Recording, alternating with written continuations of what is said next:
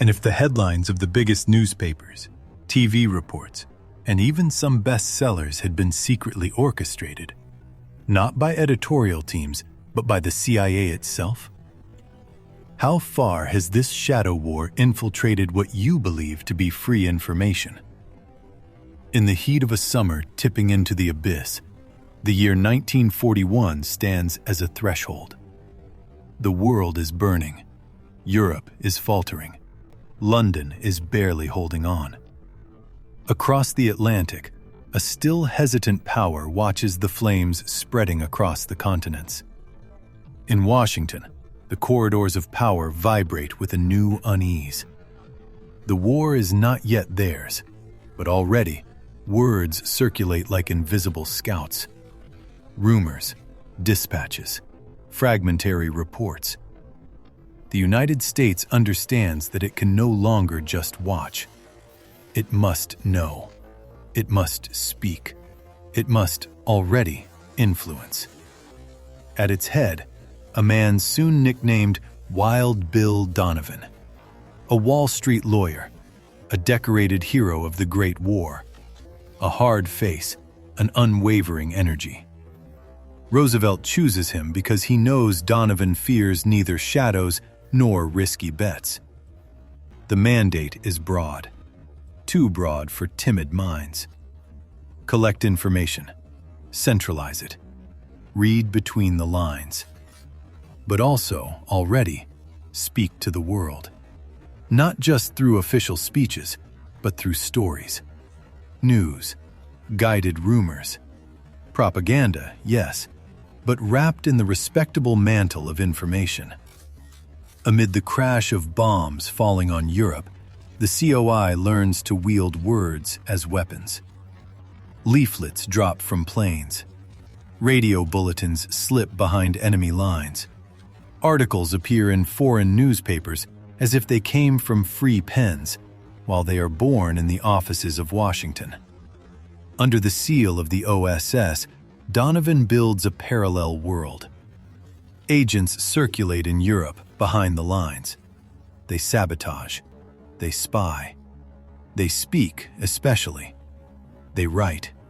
They whisper stories into the ears of neutral journalists, hesitant diplomats, resistors looking to believe they are not alone. An army can lose a battle, but a people only surrenders if its imagination is conquered. So the OSS launches psychological operations. In Italy, in France, in Germany itself. Leaflets mimic local newspapers, but alter a line, a column, a truth. Radio bulletins parody Nazi broadcasters and slip in the familiar flow a doubt, a sarcasm, a breach in certainty. The fragments of this fractured entity disperse. Some functions move to the State Department, another slides into the War Department, and a third, more murky, curls up in a hidden unit, the Strategic Services Unit, housed at the heart of the War Department. Nothing, however, truly disappears. The men remain. The know-how survives. They wait for their moment. The Soviet Union does not withdraw. It advances. Popular democracies stand up in Eastern Europe, one by one, like turned pawns. In Washington, the tone changes. Peace is only a mask. Another conflict begins. Invisible, total, and all the more dangerous because it feeds on ideas, fears, stories. On July 26, 1947, Truman signs the National Security Act. This text is a charter, a foundation. It establishes the National Security Council, a new temple where global strategy is crafted. And above all, it gives birth to a creature destined to reign over the shadows, the Central Intelligence Agency, the CIA. Its mandate is clear and vague at the same time. Gather intelligence, analyze, advise. The NSC may assign it additional functions: unwritten, unnamed, secret. Within these few words lies a destiny, a world of clandestine actions, psychological operations, unacknowledged manipulations. A new front opens. It is neither in Berlin, nor in Seoul, nor in Athens. It traverses minds. At the end of 1947, America convinces itself that it must strike first in this war of minds. The Soviets, already, are flooding Europe with messages. Radio Moscow resonates across borders. Communist newspapers, magazines, pamphlets carry Moscow's word to the suburbs of Paris, Rome, Berlin. So, in December 1947, a discreet memorandum bears a heavy seal: NSC 4A. This text, sparing in appearance, grants the CIA new power. It can now conduct secret psychological operations against the USSR and its allies. Not official communiques. Hidden campaigns. Stories whispered in the wind, attributed to other hands. But this first stone is not enough. The war of ideas expands, grows in violence. Italy is about to vote. The Communist Party is powerful there, deeply rooted, driven by misery and the legend of the resistance. In Washington, there is fear of a shift of the free world from the Italian ballot box onwards. The document speaks coldly of propaganda, of economic warfare, of subversive actions against hostile states. Calm words for acts that will not be. It's no longer just a defense. It's an offensive, assumed but denied in public. At its head, a man already marked by secret war: Frank Wisner, formerly of the OSS. He knows Europe from the inside, its cracks, its illusions. For him, communism is not just a political opponent. It's a rival faith, a hostile church. He wants to wage a total but invisible war against it, a cultural war. Wisner receives from Washington a mission whose scope thrills him as much as it scares him. The OPC must coordinate clandestine operations, all of them. Sabotage, support for anti-communist networks, and, above all, propaganda, influence, narratives. The OPC becomes a forge. Ideas are hammered out, recombined, disguised as foreign voices. Political pamphlets, editorials, literary columns are born here, travel, and reappear in the kiosks of Rome, Paris, Munich. In the shadows, another more discreet face approaches this center of gravity: Alan Welsh Dulles. During the war, OSS station chief in Bern, he observed the Nazis, the resistances, the double-faced diplomacies. He knows, better than anyone, that books and newspapers can sometimes weigh more than steel. After 1945, Dulles advises, guides, weaves links. Soon, he becomes deputy director of plans.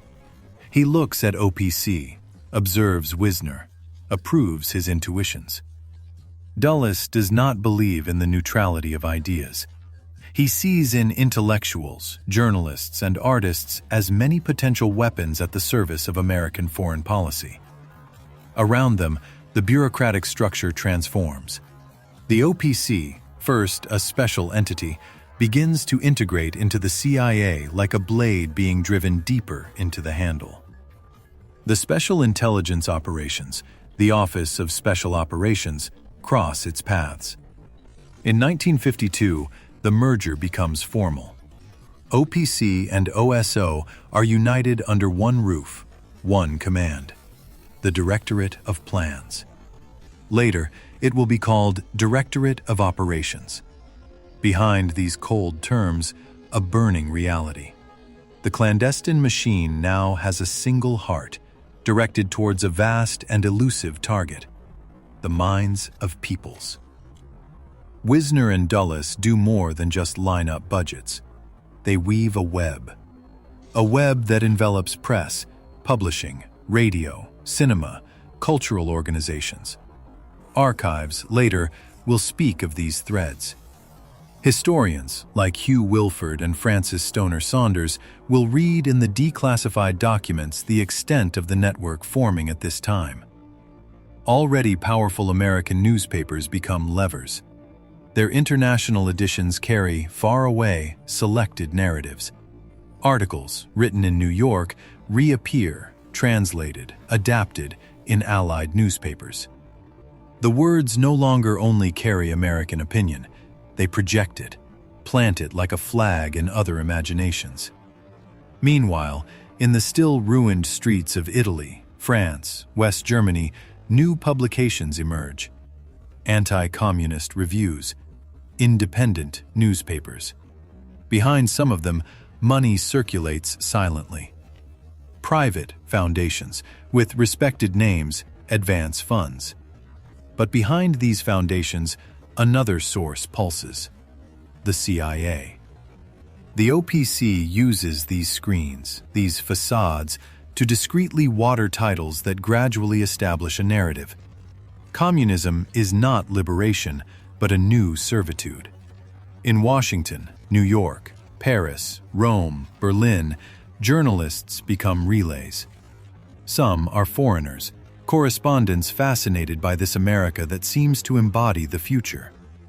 They dine with CIA officers. They exchange information. They receive, in return, confidences, a story angle, an off-the-record document. Sometimes even more, a storyline ready to be dressed in their words.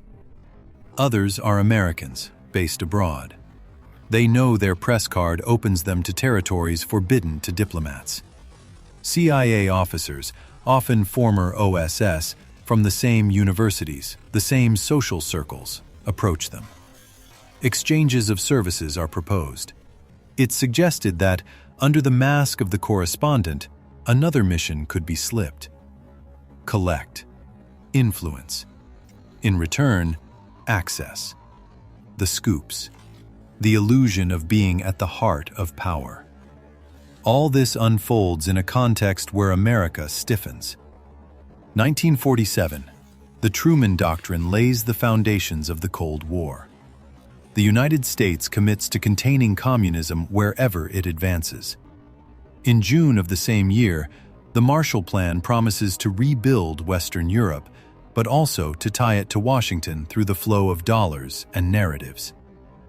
In 1948, the Berlin blockade encloses a city and reveals the brutality of a world cut in two. The American planes supplying the city bring flour and coal, but also, through the newspapers they carry, another kind of sustenance: the idea of a camp of liberty, opposed to that of coercion. Then comes 1949. China shifts. The communists win victory there.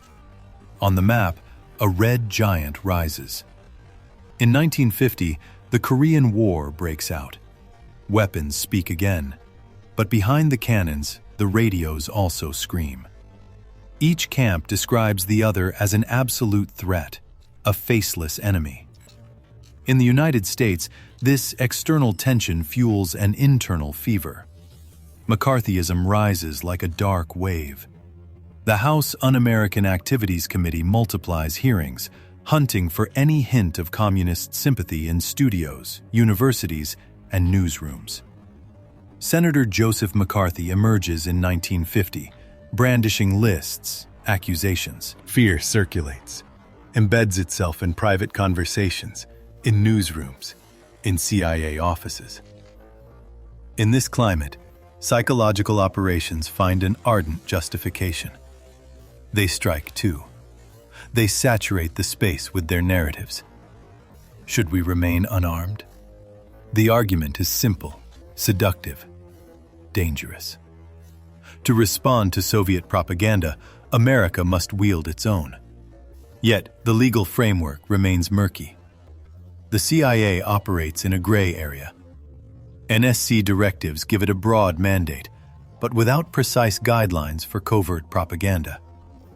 Congress oversees, from a distance, through a few secret committees, but without truly illuminating the shadows. The law here leaves gaps where ingenuity and zeal can turn into excess. In this relative void, a network weaves itself, silent, gradual. CIA officers, often Harvard, Yale, Princeton alumni, find familiar faces in major newsrooms. Former classmates, fraternity brothers. The boundaries between the world of spies and that of journalists blur over shared glasses and common memories. Recruitment is rarely through a written contract. It's informal, subtle. A confidence is first offered, then a one-time collaboration. The journalist becomes a source, sometimes a collaborator. The words remain vague, the roles intertwine. The foreign correspondent can, at the same time, relay talking points, test local reactions, probe political circles. For some agents, journalistic cover becomes an ideal mask. They present themselves as reporters for American papers. They travel with a notebook, a camera, a notepad. Embassies open more easily to them than to an official diplomat. Opponents, exiles, clandestine activists welcome them, reassured by the aura of a free press. Behind their questions, however, another collection is made, for other offices at Langley. The heads of major media are not all fooled. Some even readily avail themselves. The anti-communist struggle convinces them that the press must, at times, participate in the national effort.